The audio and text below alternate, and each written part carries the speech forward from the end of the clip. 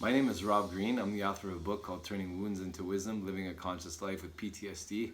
And today I want to talk about the idea of anxiety. Anxiety is something that plagues us all, especially when we have a lot of stressful situations that could possibly manifest in our lives.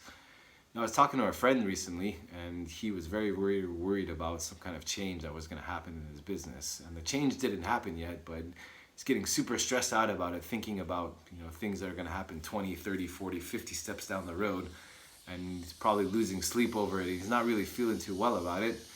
And I had to really ask him, I was like, have any of these things actually happened yet? And his answer was no. So I was like, okay, and then why are you creating all of this stress for yourself over something that hasn't even really happened yet? And he's like, oh, I don't know. I don't want it to happen. It's part of my preemptive planning for things. And I guess one of the downsides of being a hyper intelligent person is that we tend to plan things, we intellectualize things, and we over we get overly stuck in our heads, and we allow our heads to control our hearts. Now, one thing about anxiety is that the body doesn't really know the difference between a situation that's happening in our subconscious mind that we're making up in our imagination versus a situation that's actually really happening. The physical response to the stress is very similar. So the more that we start to stress about things that aren't actually happening yet, the more we punish ourselves physically, the more we start to inflict this negative stress response in our body, and the worse our health is going to be, because we're starting to basically inflict real stress on our body based on imaginary situations. So one of the best things to do for anxiety, a lot of people ask me, well, there's meditations that you can do. Meditation won't exactly cure your anxiety. It won't be the absolute answer to your problem, but what meditation can do is it can bring your mind to the present moment, and it can allow you to think about things more clearly so you can take the right courses of action to avoid this negative situation from happening. Because let's face it, we become anxious over the possibility of a negative situation happening.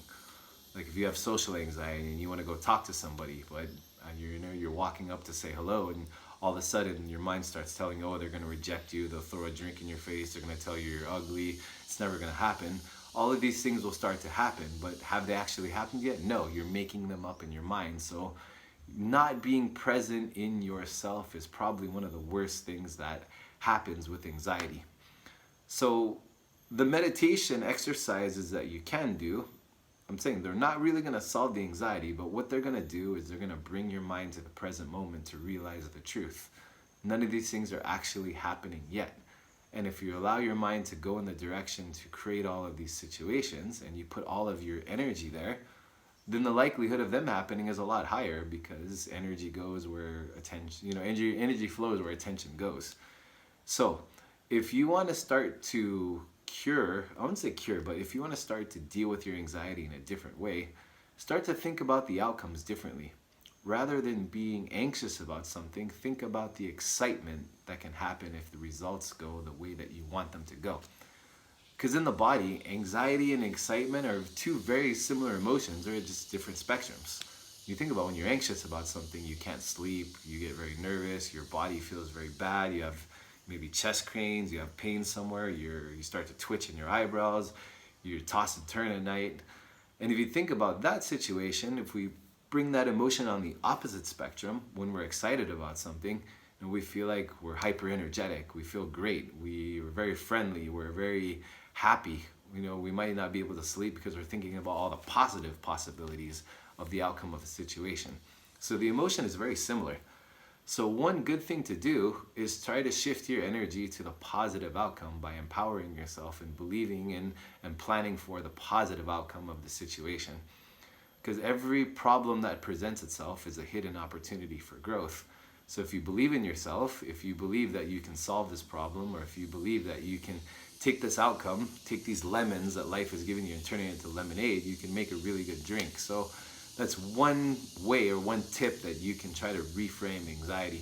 But I don't want to make this video too long, but I guess the long and the short of it is, whenever you start to feel hyper anxious about something, just know that it's your imagination creating stressful situations that haven't actually happened yet.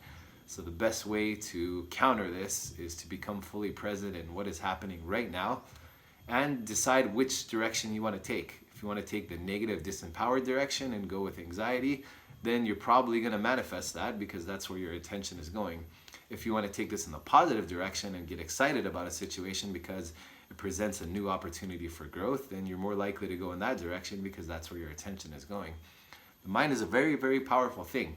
So if we learn to harness its power, we learn to control it, and we learn to start to frame it in ways that are going to be to our benefit, then we're going to be better off in our lives, and we're not going to fall into these mental traps we put ourselves into.